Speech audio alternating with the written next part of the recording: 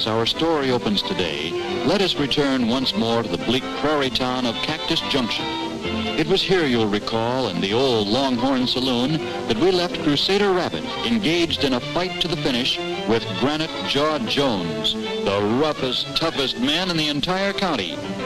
Crusader's sole supporter was his strong but timid friend, Rags the Tiger, who peeked anxiously in through a nearby window. Rags might well be anxious, too, for at that moment, Crusader was in a rather ticklish situation. All right, Cottontail, say your prayers. Then, just before Granite Jaw could pull the trigger, bingo, the saloon was suddenly plunged into darkness.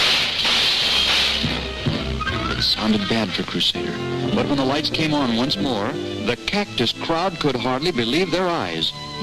There was the tiny rabbit standing victoriously over his fallen foe.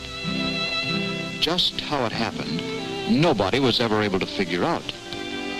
But if it could happen to the great Granite Jaw, it could happen to any of them. So the only thing to do was to acknowledge defeat and surrender the town.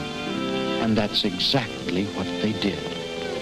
One by one, the citizens of Cactus Junction signed the peace treaty and agreed to support the rabbits in their fight for freedom. Elsewhere throughout the state, however, rabbits were still being persecuted, and so the two warriors dared not rest. Taking their leave of the junction amidst a shower of confetti and roses, they were soon on their way. The next town they planned to hit was a place called Dead Man's Corner. Now, Dead Man's Corner had a good reason for its name. You see, it was populated by the most trigger-happy bunch of cowpokes ever assembled. Why, they'd shoot a guy just for the way he looked. And sometimes they didn't even bother looking. Well, howdy, fellas. Why, even the slot machine's jackpot followed the local theme. Hey, I won! The town had only one main industry. But believe me, brother, it certainly flourished. Let us digress for a moment, though, to a point some 5 miles east of town. It just so happened that Crusader and Rags weren't the only things speeding toward Dead Man's Corner. Sure enough, it was a Texas twister, the granddaddy of all cyclones, and it was heading right for the heart of that tough little town. Of course, Crusader didn't know about any of this, and maybe the way he was feeling it wouldn't have made any difference, because right down the main street he came, bold as all get out.